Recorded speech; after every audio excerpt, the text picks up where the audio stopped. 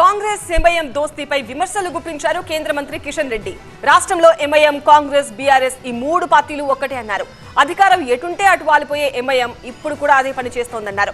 MIM వ్యతిరేక vote చీలకుండా Congress, BRS దుర్మార్గమైన ఎన్నికల ఒప్పందం చేసుకున్నాయని ఆరోపించారు. భారతీయ జనతా పార్టీకి లాభం చేకూరకుండా మజ్లిస్ వ్యతిరేక ఓట్లు చీల్చి మజ్లిస్ ని గెలిపించేటువంటి సానుకూలమైనటువంటి పరిస్థితి కల్పించేటువంటి ఒక దుర్మార్గపు ఎన్నికల ఒప్పందాలు మజ్లిస్ పార్టీ, అది కాంగ్రెస్ తో గాని ఇప్పుడు గతంలో బీఆర్ఎస్ తో గాని ఏర్పాటు చేస్తారు. బీఆర్ఎస్ పార్టీ గాని, కాంగ్రెస్ పార్టీ గాని, ఎంఐఎం పార్టీ గాని మూడు ఒకటే. ఈ మూడు పార్టీల డిఎన్ఏ ఒకటే. ఈ మూడు పార్టీలు కూడా మెజార్టీ హిందువులను అవమానం చేసేటువంటి పార్టీలే.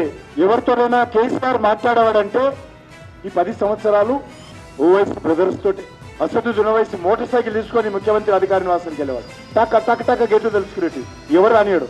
బీఆర్ఎస్ ఎంపీలు కానీ, బీఆర్ఎస్ ఎమ్మెల్యేలు కానీ ఇంట్లోకి రానిచ్చేవాడు కాదు. మళ్ళీ ఈరోజు అదే పరిస్థితి కాంగ్రెస్ పార్టీకి వచ్చింది. మళ్ళీ అల్టిమేట్ గా నష్టపోయేది పాతనగర ప్రజలు, అది ముస్లింలు కానీ, హిందువులు కానీ.